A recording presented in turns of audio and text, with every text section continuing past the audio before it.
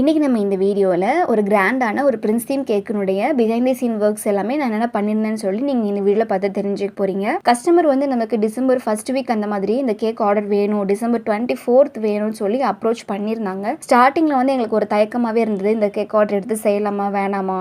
First நாங்கள் வேண்டாம் அப்படின்னே சொல்லிட்டோம், இந்த ஆர்டர் வேண்டாம் செய்ய வேண்டாம் அப்படின்னு ஃபிக்ஸ் பண்ணிட்டோம். பட் கஸ்டமர் வந்து ஃபாலோ பண்ணி இல்லை நீங்கள் செய்யணும், இந்த மாதிரி டிசம்பர் 24th வந்து எங்களுக்கு இந்த ஸ்லாட் அலோகேட் பண்ணுங்கள், செஞ்சு கொடுங்க அப்படின்னு சொல்லி ரிக்வெஸ்ட் பண்ணியிருந்தாங்க. அப்போ தான் எனக்கு ஒரு விஷயம் வந்து ஸ்ட்ரைக் ஆச்சு. நம்ம ஸ்டார்டிங்லலாம் வந்து ஆர்டர் கிடைக்காதா அப்படின்னு ரொம்ப எதிர்பார்த்துட்டு இருந்த டேஸ் எல்லாம் உண்டு. இப்படி இருக்கும்போது நம்ம கஸ்டமர் இப்போ நம்மளை தேடி நம்ம ஸ்லாட் கேட்டு நம்மக்கிட்ட ஆர்டர் போட வர்றாங்க அப்படின்னா கண்டிப்பாக இந்த ஆர்டர் மிஸ் பண்ணக்கூடாது, நல்லா பெஸ்ட்டாகவும் செய்யணும் அப்படின்னு சொல்லி நான் ஃபிக்ஸ் பண்ணி இந்த ஆர்டர் நான் ஓகே பண்ணி எடுத்திருந்தேன். நமக்கு டிசம்பர் 24th டெலிவரி இருந்ததுனால டிசம்பர் 23rd வந்து நான் ஸ்பாஞ்சு அப்புறம் மற்ற ஒர்க்ஸ் எல்லாமே நான் மேனேஜ் பண்ணணும். சைட் பை சைட் வந்து நமக்கு கிறிஸ்மஸ் ஆர்டர்ஸ் எல்லாம் ப்ளம் கேக் வந்து பேட்ச் வைஸ் போட்டிருந்தோம் இல்லைங்களா. நீங்கள் 7 kg vlog வீடியோவில் நீங்கள் பார்த்துருந்தீங்க அப்படின்னா உங்களுக்கு தெரிஞ்சிருக்கும். இந்த கேக் வந்து நான் எப்படி பண்ணியிருந்தேன்னா அக்ரலிக் ஸ்பேசர் யூஸ் பண்ணி செய்யணும். அதுக்கு நான் சின்ன ஒரு டெமோ மாதிரி போட்டு பார்த்துட்ருக்கேன். இதில் வந்து கீழே பேஸில் பெரிய டின் இருக்குது இல்லைங்களா, அது வந்து 10 inchல 2 டின் எடுத்திருக்கேன்.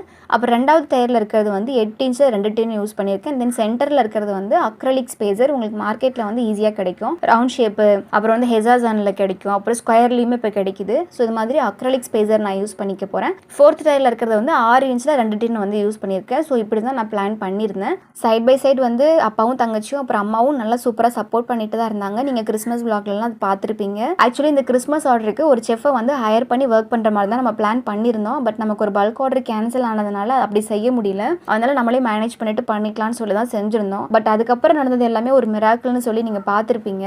பேட்டரி சூப்பராக ரெடி ஆனதுக்கப்புறமா ஃபுல்லாக டின்னில் ஊற்றிட்டு டெக்கோவனில் வந்து பேக் பண்ணுறதுக்கு வச்சாச்சு. இந்த ஆர்டரில் எனக்கு ரொம்ப ஹாப்பியான ஒரு விஷயம் என்னென்னா, நம்ம பிளானட்டரி மிக்சரும் டெக்கோவனும் நம்ம கையில் இருக்கிறதுனால ஒரே பேட்ச் தான். பேட்ச் வைஸ் பேட்ச் வந்து நம்ம பேக் பண்ணணும்னு அவசியம் இல்லை, ஒரு முறையும் பேட்டர் அடிக்கணும்னு அவசியம் இல்லை. ஒரே பேட்சுக்கு டக்குன்னு மிக்சரில் அடிச்சுட்டு டின்னில் ஊற்றி ஒரே பேட்சுக்கு வந்து டெக்கில் ஏற்றிட்டு பேக் பண்ணி எடுத்தோம்னா வேலை டக்குன்னு முடிஞ்சிடும். காஞ்சி ரெடி ஆனதுக்கப்புறமா சைட் பை சைடு வந்து அந்த ப்ளம் கேக் ஒர்க்ஸ் எல்லாம் நான் ஒன்றா செஞ்சுருந்தேன். கிறிஸ்மஸ்னால நமக்கு நைட்டு 11 மணி வரைக்குமே பேக்கிங் வந்து இருந்துகிட்டே தான் இருந்துச்சு. ஒரு பேட்ச் வந்து ப்ளம் கேக் பேக் ஆகிட்டு இருக்கிற அதே சமயத்தில் சைட் பை சைடு வந்து நான் கொஞ்சம் ஃபாண்டன் ஒர்க்ஸும் செஞ்சு எடுத்துக்கிட்டேன். ஒரு சிலர் வந்து சிலிக்கான் மோல்டில் ஃபாண்டன்ட்டை உள்ளே நல்லா செட் பண்ணிவிட்டு டிசைன் பண்ணுறதுக்கு கஷ்டப்படுவீங்க. ஏன்னா ஃபாண்டன் போய் கையில் நல்லா வந்து ஸ்டிக்கியாக ஒட்டிக்கும் இல்லைங்களா. அப்புறம் நம்ம உள்ளே வைக்கும்போது கையோட வர்ற மாதிரி இருக்கும். ஐசிங் சுகரோ இல்லை டைலோஸ் பவுடரோ இல்லை சிஎம்சியோ கொஞ்சமாக கையில் நல்லா டஸ்ட் பண்ணிவிட்டு கொஞ்சமான ஃபாண்டன்ட்டை ரவுண்ட் பண்ணி எடுத்து உள்ளே அழகாக செட் பண்ணணும். நல்லா அமுத்தி விடணும். உள்ளே வச்சதுக்கப்புறம் ப்ரெஷர் கொடுத்து நல்லா அமுத்தி வச்சிங்க அப்படின்னா உள்ளே அது நல்லா போய் கிரிப்பாக நிற்கும். கடைசியாக நீங்கள் அழகாக அதை டிமோல் பண்ணி எடுத்துக்கலாம். நைட்டு வீட்டுக்கு போகிறதுக்கு முன்னாடியே ஸ்பாஞ்சு ஃபுல்லாக டிமோல் பண்ணி வச்சுட்டு கிளம்பியாச்சு. நெக்ஸ்ட் டே மார்னிங் வந்ததுக்கப்புறமா ஸ்பாஞ்சை எடுத்துகிட்டு ஒரு லேயராக நீட்டாக கட் பண்ணிட்டு இருக்கேன். மறுபடியும் சின்ன ஒரு டெமோ மாதிரி வச்சு பார்த்துருந்தேன், எந்த மாதிரி வச்சா கரெக்டாக இருக்கும் அப்படின்னு தெரிஞ்சுக்கிறதுக்காக.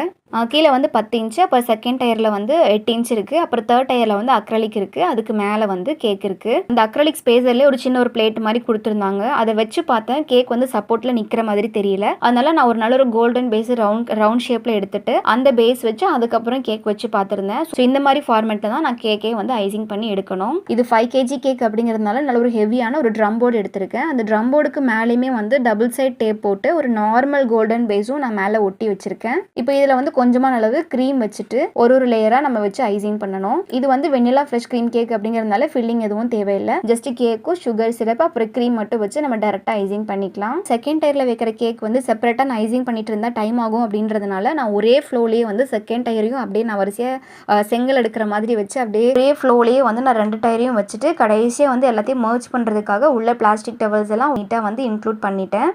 அடுத்து ஆரஞ்சு கேக்குக்கும் அதே மாதிரி க்ரம் கோட் பண்ணி முடிச்சாச்சு. 24th எனக்கு இருந்த ஒரே ஒரு டாஸ்க் என்னென்னா கேக்குக்கு வந்து ஐசிங்கும் பண்ணணும், அதே மாதிரி சைடில் வந்து ப்ளம் கேக்கும் பேக் பண்ணி எடுக்கணும். இதுதான் மாற்றி இருந்துச்சு. இருந்தாலும் ஓரளவுக்கு மேனேஜ் பண்ணிவிட்டு ரெண்டுமே செஞ்சு முடிச்சிட்டேன். பிரின்ஸ் தீம் கேக் அப்படிங்கிறதுனால மேலே வந்து நல்ல ஒரு க்ரோன் இருக்கணும். இது வந்து பிளாஸ்டிக்கில் நமக்கு மார்க்கெட்டில் கிடைக்கும். ஆனால் இது என்னென்னா ரொம்ப பெருசாக இருக்கும்.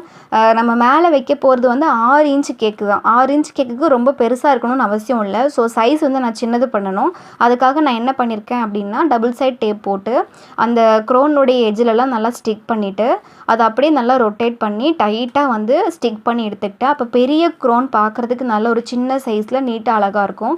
இன்னும் கூட நல்லா சேஃப்டியாக இருக்கிறதுக்காக செலோ டேப்பெல்லாம் சைடில் அடித்து முடிச்சு பார்க்கும்போது நல்லா இருந்தது. அடுத்து இந்த அக்ரலிக் ஸ்பேசர் நான் கேக்குக்கு யூஸ் பண்ண போகிறேன் இல்லைங்களா, அதை கொஞ்சம் டெக்கரேட் பண்ணுறதுக்காக டிசைன் ஒர்க்ஸ் எல்லாமே பண்ணிட்டு இருக்கேன். இதில் வந்து நான் ரைஸ் லைட் யூஸ் பண்ணியிருக்கேன். அப்புறம் கொஞ்சம் அந்த மாலை மாதிரி நமக்கு கொஞ்சம் கிளிட்டர்ஸ் மாதிரி கலர் மாதிரி எல்லாம் கிடைக்கும்ல, அந்த கேக்குக்கு மேட்ச் ஆகிற மாதிரி செஞ்சுட்டு இருக்கேன். கஸ்டமர் வந்து மெயினாக கேட்டது இந்த மாதிரி டார்க் ப்ளூ வந்து கேக்கில் இருக்கணும் அப்படின்னு கேட்டிருந்தாங்க.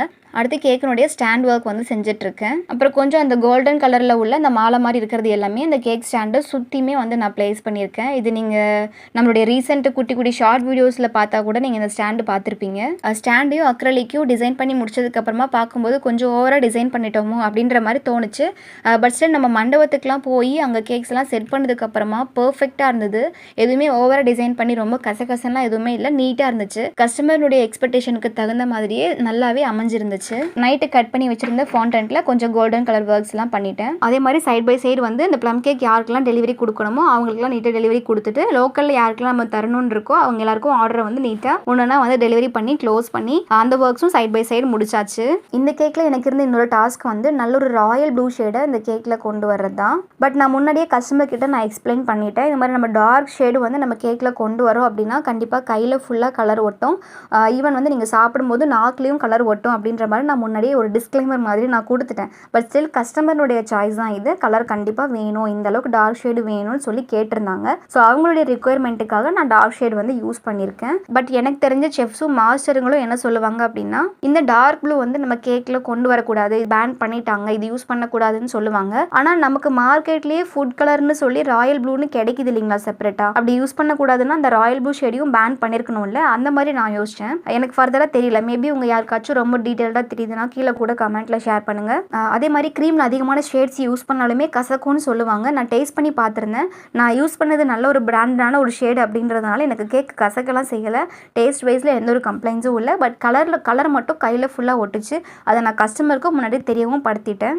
இந்த ப்ளூ ஷேடு வந்து நான் பேலட் நைஃப் யூஸ் பண்ணி ஐசிங் பண்ணால் எனக்கு நிறைய கலர் வந்து நான் போயிடும் அப்படின்றதுனால ஒரு பைப்பிங் பேக்கில் மட்டும் நான் க்ரீம் ஃபில் பண்ணி அப்படியே ஃபுல்லாக ரவுண்ட் பண்ணி இந்த ஓரளவுக்கு மெயின் கோட்டிங் ஒர்க் வந்து நான் பண்ணிட்டேன். அதே மாதிரி மேலே வைக்க போகிற இந்த 6 இன்ச்சு கேக்குக்கும் நீட்டாக வந்து ஐசிங் பண்ணி முடிச்சுக்கிட்டேன். அப்புறம் பைப்பிங் பேக்கில் நார் நம்பர் 7 அப்படின்ற நாசல் யூஸ் பண்ணி குட்டி குட்டி டாட்ஸ் மாதிரி வச்சுட்டு நல்லா வந்து டிசைன் பண்ணிட்டு இருக்கேன். இதுக்கு நான் க்ரம் கோட் மட்டும்தான் பண்ணியிருக்கேன், மெயின் கோட் நான் பண்ணலை. ஃபுல்லாகவே நாசல் யூஸ் பண்ணி டிசைன் பண்ணுறதுனால நான் மெயின் கோட் செய்யலை.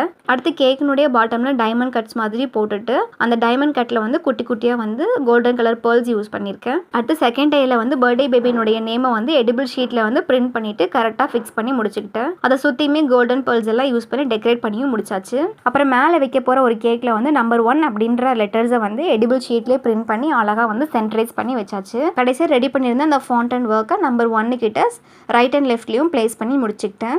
ஒர்க் எல்லாமே ஃபினிஷ் பண்ணி முடிச்சதுக்கப்புறமா பர்த்டே ஹாலுக்கு போகிறதுக்கு முன்னாடியே அந்த கேக் லுக்கு ஒரு முறை பார்க்கணும்னு சொல்லி ரொம்ப ஆசையாக இருந்தது. அதனால் அதை செட் பண்ணி பார்த்துருந்தேன். கீழே வந்து கேக் ஸ்டாண்டு இருக்குது, அப்புறம் 2 கேக் இருக்குது, அப்புறம் வந்து 3rd டயரில் வந்து அக்ரலிக் ஸ்பேசர் இருக்குது, அப்புறம் மேலே வந்து கேக் வச்சுருக்கோம். ஸோ இதுதான் ஃபைனல் லுக்கு. இந்த மாதிரி தான் கேக்கும் இருந்தது.